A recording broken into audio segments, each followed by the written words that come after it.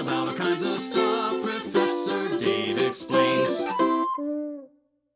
It's time to start looking at each individual part of speech and how Latin deals with them. And the first part of speech we will examine is nouns. So let's get a closer look at the Latin noun system.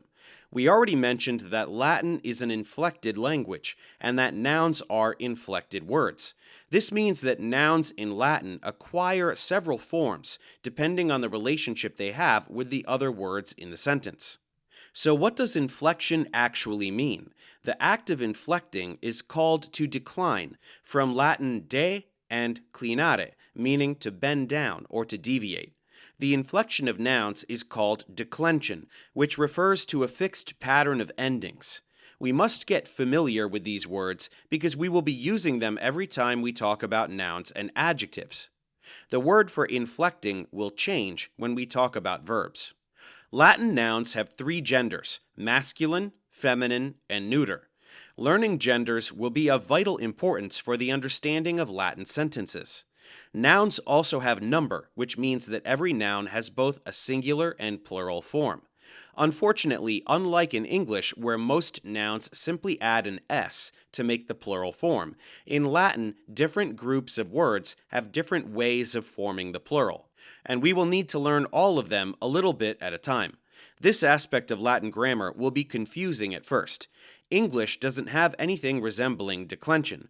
Nouns in English are all-purpose, and they appear the same for any use in the sentence. But in Latin, nouns change their endings according to their relationship with the other words in the sentence. The inflection of nouns shows their different cases, of which there are 6. Nominative case is the case of the subject, the person or thing who performs the action. The girl is walking. Puella ambulat. Genitive case is used for something depending on another noun and preceded by the preposition of. Usually it defines possession or simply specification. The dress of the girl is white. Tunica puellae alba est. Dative case is an indirect object, that is, the person in reference to whom something is happening. This is often found with verbs of giving, telling, or doing. We give water to the girl. Aquam puellae damus. Accusative case is the direct object. This is the noun which is acted upon by a transitive verb. We love the girl. Puellam amamus.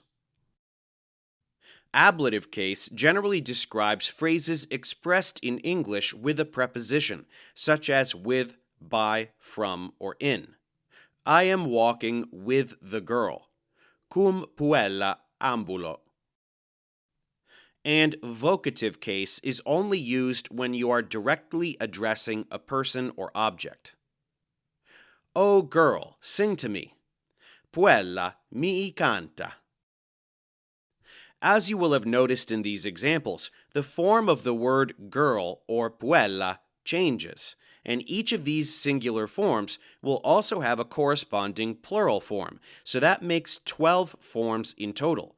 Different words will change in different ways, so make sure to bring your patience with you as we learn more about how this works. On the bright side, because of the inflection of the words, you will never confuse the relation of each word with the others, no matter how much we scramble the word order. It will always be clear. Speaking of word order, let's move forward and get an introduction to that as well. Thanks for watching. Subscribe to my channel for more tutorials. Support me on Patreon so I can keep making content. And as always, feel free to email me, ProfessorDaveExplains@gmail.com.